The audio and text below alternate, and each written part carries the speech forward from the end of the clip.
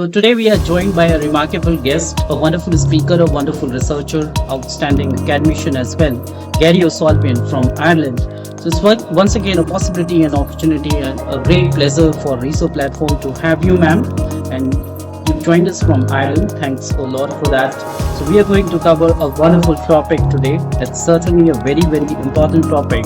We're going to cover is certainly a wonderful topic, a very relevant topic in today's context. It says stolen childhood, the untold story of Palestinian children living through conflict, a powerful podcast of hope, humanities, and resistance. So, man, once again, thank you so much for joining this podcast. So, we're going to be covering, I'm going to be asking my first question, which is certainly a very important question. It talks about motivation. What first inspired you to volunteer in the West Bank? Well, thank you, Surrender, for inviting me, and hello to all of your listeners. I worked for many, many years as a facilitator in community development projects in Ireland, mainly with projects that received government or EU funding to work with people that experienced marginalisation or disadvantage. And I was often asked to facilitate or to mediate conflict during those years. Yet I didn't formally train in mediation until 2010. But how my interest in the West Bank really developed when I was on a holiday in Egypt in 2008. And for the first time, I became aware of Al Jazeera London TV. And on that news station in the evenings, I watched the 2008-2009 war on Gaza unfolding. And it shocked me. It really shocked me. So on my return home, I happened to see an ad in a newspaper here looking for volunteers to work with a project as accompaniers of Palestinians in the West Bank. It was funded by the World Council of Churches, so I applied for it, and I did my first 3 months volunteering in the south of the West Bank in a city called Hebron in 2010, and this was the start of many, many voluntary stints in the West Bank over the following years until COVID struck.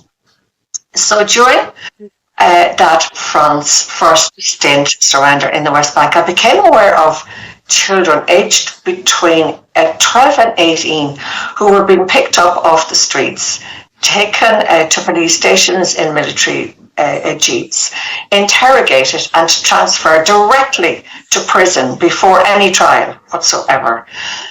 And as I supported mothers who were looking for their children, one of them contacted me and introduced me to others that particular day in February 2011,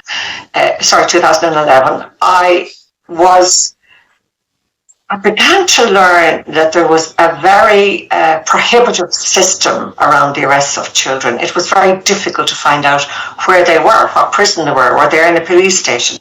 There was very, very, very little information until I discovered the Irish Red Cross and the Hebron Rehabilitation Committee, who all had lawyers, and Defence for Children International, who had all had lawyers supporting these children.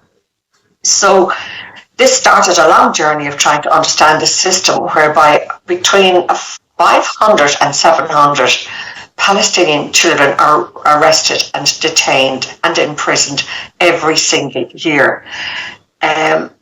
So when I was leaving after my 3 months, I thought, how am I going to get this message across? And I thought the only way I could do it was by making a film. Now, I'm not a filmmaker, but I used film for mediation role plays in training mediators.